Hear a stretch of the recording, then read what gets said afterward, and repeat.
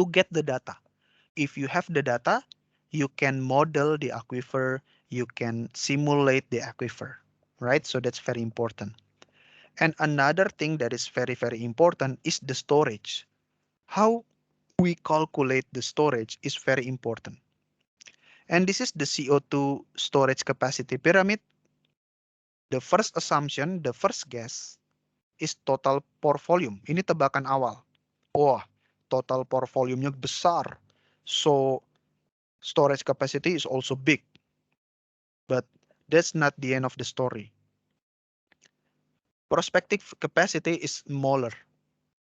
Contingent capacity is even smaller. But the possible capacity that we can use for CO2 storage is even smaller.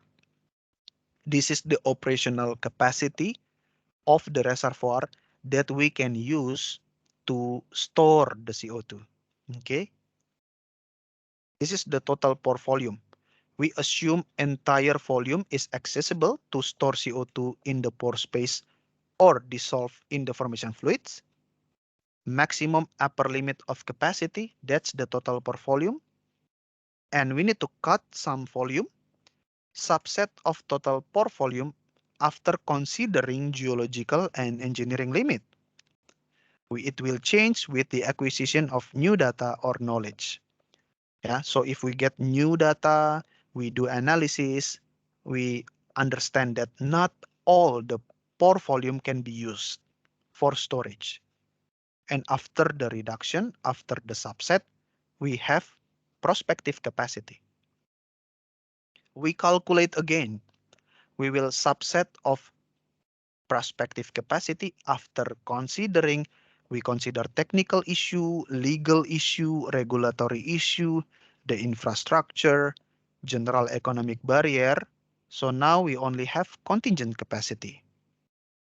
It will change with new technology, policy, regulations, and economic concerns. Okay, so now we only have contingent capacity. And then another subset of contingent capacity after detailed matching of large stationary sources with geological sites that are adequate in terms of capacity, injectivity, and supplies. Okay, so after you consider all factors, after you do the modeling, the reservoir simulation, final calculation gives you operational capacity. So we cannot be very, very optimistic. Yeah, we need to calculate very carefully so that we get the possible operational capacity. Okay. And this is the simple calculation to get the CO2 capacity. Yeah, storage capacity. It's just like oil in place. So the capacity is A, area. It can be basin, region, site, or reservoir, multiplied by gross thickness, okay, ketebalan, multiplied by average porosity, multiplied by density of CO2.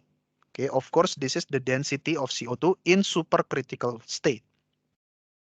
And then multiplied by some factor, by a factor.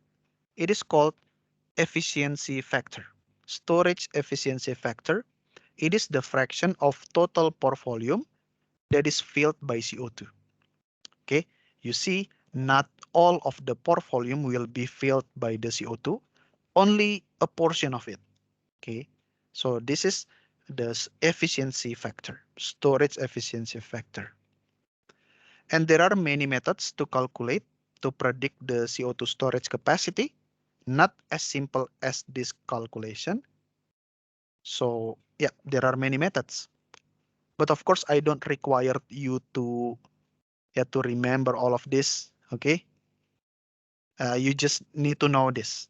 Okay, many methods are constructed, are generated to calculate, to predict the storage capacity in oil, in gas zone, in combination of oil and gas reservoir, in coal, in saline aquifer. We can predict that with several methods here. Okay, and many new methods will be developed. And of course, it is better if you can run the reservoir simulation to get the final storage capacity. So it's like analytical method, but of course, the simulation or the numerical method is also very, very important. And this is also some technical important aspects of CCUS.